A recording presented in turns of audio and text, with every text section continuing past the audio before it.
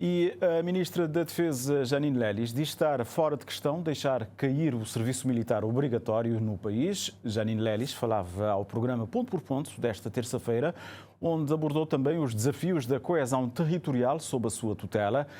A Ministra sublinhou a importância do novo Estatuto dos Municípios para a estratégia de descentralização.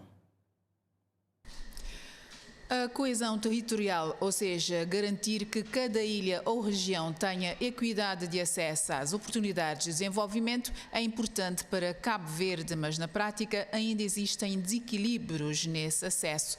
Na semana passada, o Governo apresentou uma proposta de lei para correção das assimetrias e promoção do desenvolvimento regional das ilhas com mercado diminuto, isto é, Brava, Maio e São Nicolau.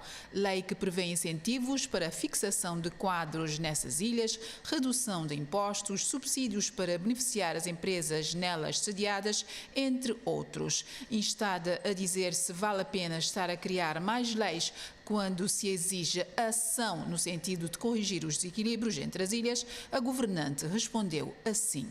A lei é a ação.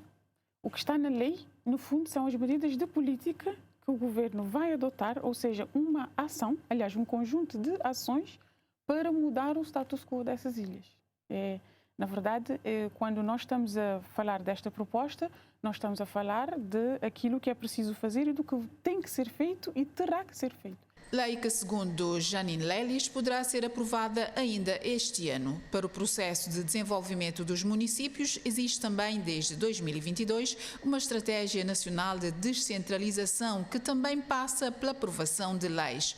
Pressupõe um novo regime das finanças locais para se fazer a descentralização financeira, a lei de bases do orçamento municipal, a revisão do imposto único sobre o património e a revisão do estatuto dos municípios, que, segundo o Governo, trará mais competências aos municípios, empoderando-os. E é por isso que o município passa a ter competências para combater a pobreza, que passa a ter competências na promoção do ambiente saudável, que passa a ter competências em relação à igualdade e equidade de género, várias outras competências, numa perspectiva e numa visão mais estratégica, porque esse mesmo estatuto implica que, ao invés de se apresentar planos de atividades anuais, o autarca tenha que apresentar um programa de governação para o horizonte de 4 anos.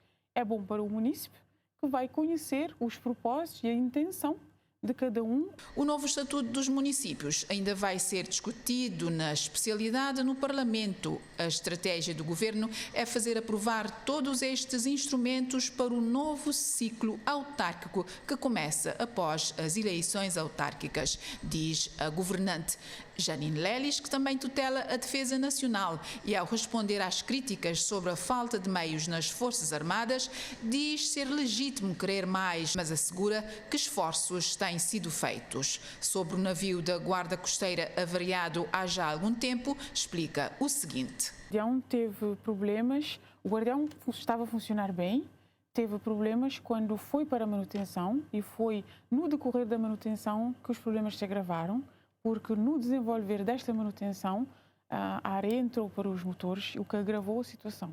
Então, para resolver esta questão, realmente foi feita uma avaliação e de lá para cá é que nós já temos a garantia do financiamento por parte dos Estados Unidos em cerca de 3 milhões de dólares. 3 milhões de dólares para que o Guardião fique operacional. Vai-se também adquirir embarcações semirrígidas para a segurança das águas mais próximas dos portos.